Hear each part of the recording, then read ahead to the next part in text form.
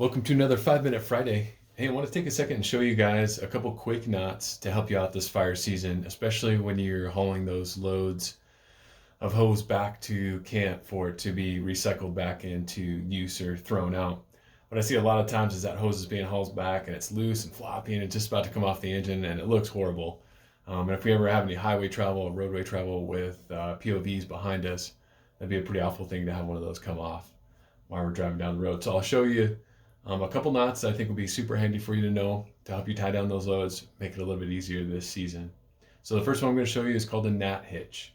The nice thing about this is that you can load this super hard, put a lot of tension on it, and it's still really easy to undo.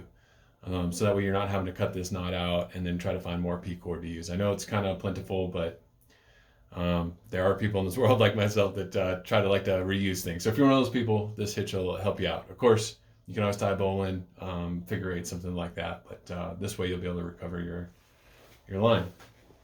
So it's real easy. Start with your cordage, go over the top of what you want to tie it around. Bring it around and back through. Now the key here, so we've formed a loop, but also with this index finger, I'm keeping hold of this loop, keeping it open because I will eventually send the cord through there. I'm going to send my working end behind the standing end. And then the key here is to go over top, send the rabbit down the hole kind of situation. What you don't want to do is come up through the bottom and have the rabbit come out of its hole, right? We want to send that cord down through this loop, tighten it up. If you put tension on your working end, hold the standing end, push that knot down. Now it's super tight, but it's really easy to undo or adjust later. That way you can recover your cord, okay? So the next knot I want to show you is we're gonna start the trucker's hitch.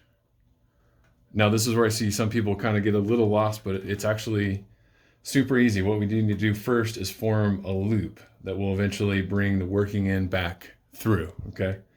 So in order to do that, just twist the rope, your cord, all right, grab from underneath and form that loop.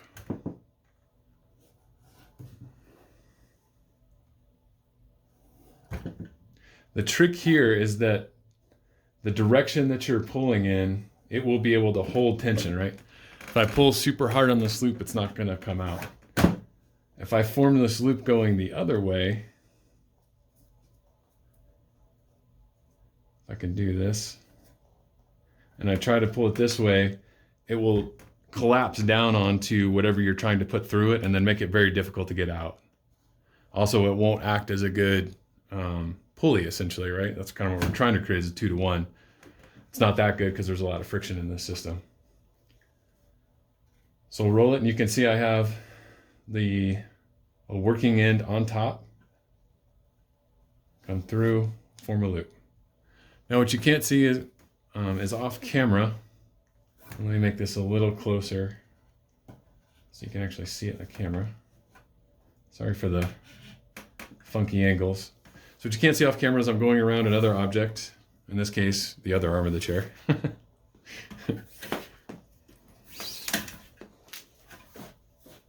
But if this were on a fire truck, right, you'd be going over probably one of the other cages, something like that.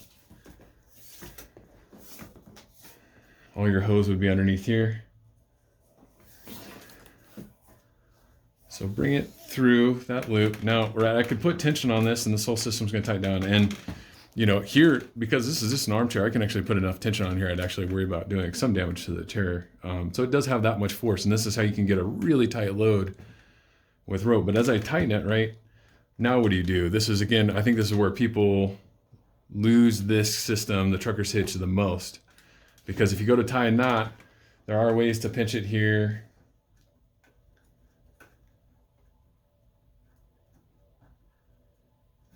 Bring a loop through, right? This has the potential to slide back, create a little bit of slack here. Some people have a hard time keeping tension on the rope. So what do? This is a super handy trick. So when I brought this cord through, I came through the bottom of the loop first. Doesn't matter, you could come down, but what you want to do is repeat the same step. So I came up through the bottom. So I'm going to send the cord up through the bottom again. And this doesn't need to be super tight. right now. And in fact, you don't want it to be super tight. You want it a little bit loose. Now you're going to pull on it. And I don't know if you saw what happened there, but you're essentially kind of creating a little mini Munter hitch. Okay. So that's super tight. And that is holding it. The cord folds over on itself and actually holds tension. To get it undone, just pop it the opposite way. And you're good to go. Okay. So once again, I brought the working end through the loop. Bring it through again. Got way too much cord for this demonstration. Pull tension, folds over on itself, and holds tension. Now to finish this off, do what I was doing last time.